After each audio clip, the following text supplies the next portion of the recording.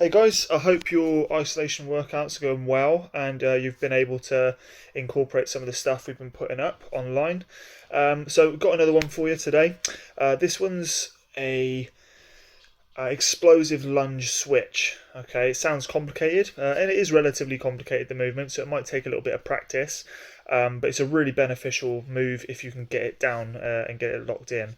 So the basis around it is, and a lot with all of these other sort of techniques that I've been throwing in, is to be able to execute short, sharp, explosive movements, but do it off of a solid base. So you're able to go from a solid base into an explosive movement back into a solid base where you're able to think about your next sort of decision, and that translates to your Muay Thai and your kickboxing, where you might throw a really hard low kick, and you might need to reset those feet, and you need to be stable and strong to be able to go again if you need to. And if you need to adjust your footwork, you've got that solid platform to move around on, and it allows you to then explode up into those solid movements, whether it's those kicks, those knees, punches, all sorts of stuff. So if you're able to utilize that strong base and then be able to throw explosive movements from there, that's exactly what we want to get out of this. So another one for you today. Have a look at the video, see how you get on.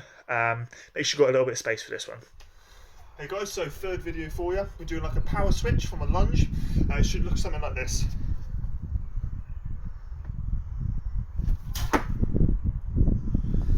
So I'll do that again for you from the side. So you're holding this lunged position here, nice and straight back. Don't let that back knee touch the floor. And what you're going to do from here is you're going to drive up, bring that knee straight up in front of you as hard as you can. This leg comes off the floor, so you're almost doing a switch in the air, and then you're going to land back in the same position that you started in. So it should be nice and controlled at the bottom, but as soon as you explode up, it needs to be as fast as you can, straight back into that position. You won't be able to do this slow. If you try and do it slow and controlled, you just fall over and you won't manage to get the technique done properly.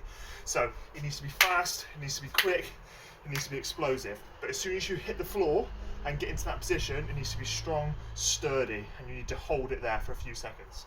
So hold it,